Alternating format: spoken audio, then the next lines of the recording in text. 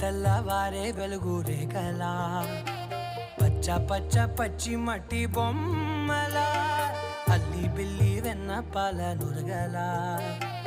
అచ్చ తెలుగు ఇంటి పూల కొమ్మలా దేవదేవుడే పంపగా ఇలా దేవతే మా ఇంట అడుగే పెట్టెనంట బ్రహ్మ కళ్ళలో కాంతులే